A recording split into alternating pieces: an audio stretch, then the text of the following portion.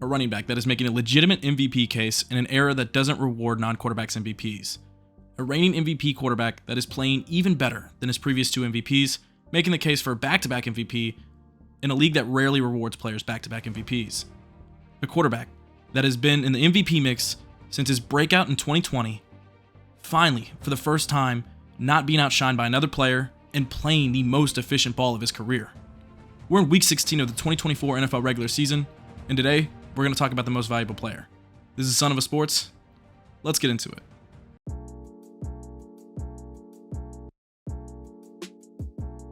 Since entering the league in 2018, Saquon Barkley, when healthy, has been one of the best running backs in football, but he's never had an elite offensive line until 2024.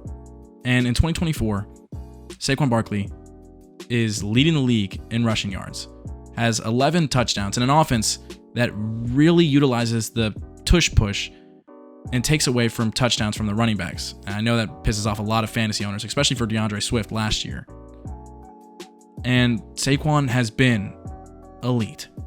The Eagles, if you've seen my last video, had one of the biggest midseason collapses we've ever seen.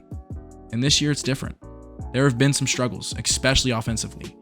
But the one player that hasn't really struggled outside of maybe a game or two has been Saquon Barkley, averaging 5.9 yards per carry with the 11 touchdowns I mentioned, having multiple games of 200 yards on the ground and a lot of games with 100 yards on the ground. He averages over 120 yards per game. There was a point where Saquon was on pace to break the rushing record. Probably won't happen now. He did not play perfect against the Steelers, and they really shut down the running game that day, or yesterday from when I'm recording this. But he's still been incredible. And if there was a case for a running back to win it in any other year where quarterbacks don't dominate, I think I'm going to go with Saquon Barkley. If Saquon Barkley did this last year and the Eagles were the second seed in the NFC like they are right now last year, I think I'm leaning towards Saquon. He'll still win Offensive Player of the Year, but because he's not a quarterback, and in a year where 2 quarterbacks are playing better than anyone else in the league, I think I'm going to say he's not MVP. However, in a lot of other years, and in pretty much any other era, you have to give this to Saquon.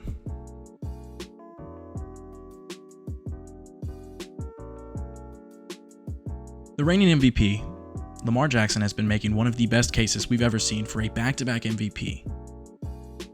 He has been, if anything, incredible. Passing the football, 34 touchdowns to only 3 picks. Running the football, he's 22nd in the league in rushing yards. He has one more rushing yard, I think, than DeAndre Swift. He has only 20 less than J.K. Dobbins, and only 30 less than David Montgomery. Lamar Jackson is also near the top of the league in passing yards. So in a year where you're near the top in passing and rushing, I think that's a great argument to be MVP. And I have been going back and forth for weeks on who I thought was MVP. And at a certain point, I thought Lamar had it all but locked up. And I don't think that's the case anymore. The odds definitely don't favor him at this point in the year. But Lamar is still fighting. And I know he doesn't really care about this award at this point. But he's still putting up stellar performances. In Week 15 against the Giants, Lamar Jackson threw for 5 passing touchdowns, tying his career high. He has been, if anything, incredible. And if there was a back-to-back MVP in this era, I would 100% give that back-to-back MVP to 2024 Lamar Jackson.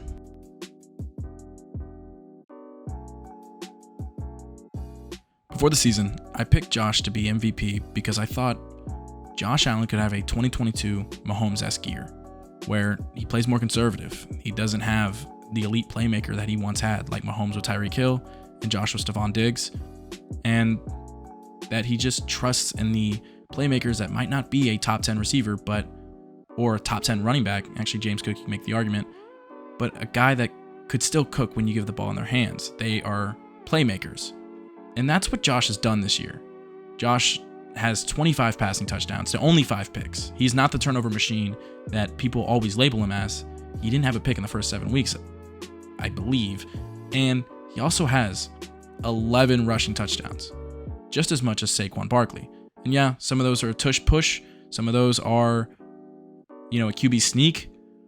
But I also am going to contribute it to Josh feels the most creative he's ever been.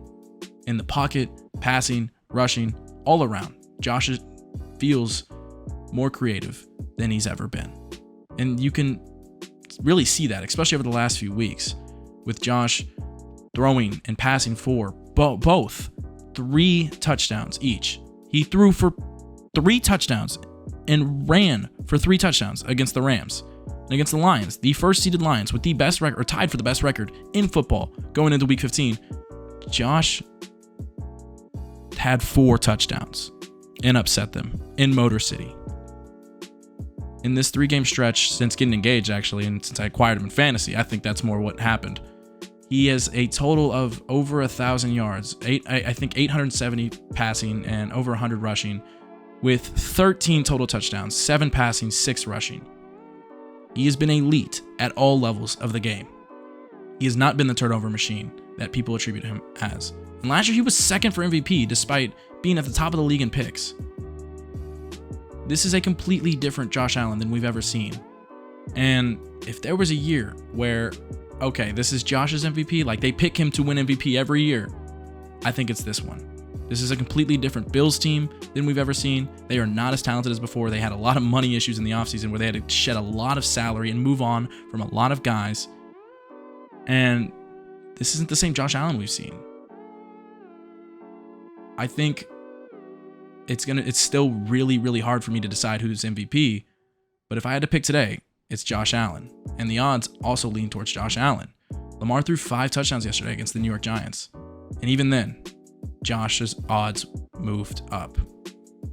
This is still one of the best MVP races I've seen in recent memory, but I'm leaning towards Josh here. There is still a lot of football to be played in this regular season. There's 3 weeks left of football, 3 games left to be played for all 3 of these candidates. There might be another candidate that gets thrown in here that I get scrutinized for not mentioning. Saquon and the Eagles have a shot at the first seed in the NFC, especially with the Lions being depleted now and them sharing a record at 12-2. The Ravens play the Steelers this week, and it's going to have big implications in terms of how they're going to win the AFC North, if they even have a shot at it, and where they're going to be in the wild card and who they're going to play in the playoffs. That's going to be a big decider for voters, too, in terms of MVP voting, because if Lamar doesn't play well against the Steelers again, there goes his chances, because the first time basically took him out of first place for MVP. And then there's Josh, someone who is still fighting for the first seed in the AFC and has basically already secured the AFC East, but there's still, football to be played. December decides MVP, and that has historically always been how it is. Recency bias, how you close out the season, that's been how it is, especially recently. Go look at Lamar and Dak last year. Dak and the Cowboys lost to the Dolphins and the Bills. And you can blame the defense against the Dolphins, and then you could say that offense didn't show up against the Bills. Those 2 losses were enough for voters to say, yeah, we'll give it to Lamar, especially after Lamar dominated on Christmas Day against the 49ers. If you don't remember that game basically locked it up. I'm not saying it wasn't Lamar's, or Lamar didn't deserve the MVP, or that Dak deserved it. I'm mostly saying Lamar got 49 out of 50 votes. He was almost a unanimous MVP. The only thing that I think could have been different is that Dak probably would have gotten about 10 first place votes if Dak wins one of those 2 games. But because he didn't, things changed. Look at 2022. Hurts got hurt for 2 games in December, and Mahomes went and swept away the MVP. Mahomes had way better stats. I know everyone gets tired of Eagles fans making this argument. Oh, Hurts would have had a chance for MVP if he didn't get hurt. It would have been Mahomes' MVP to lose. It would have still been that. But would have been a little bit closer if Hurts played and was healthy, especially in games against the Cowboys where the Eagles almost beat him with Gardner Minshew. But like I said, I think Josh is the MVP to me right now. We'll see how they close out December. Josh has 10 touchdowns so far in his first 2 games in December. That's a big thing to take note of. It's how you close out the season. That's how it's always been. I'm really excited to see how it ends. I'm really excited for the playoffs. I'm really excited to give y'all more content. This is Son of a Sports. I'll catch y'all next time.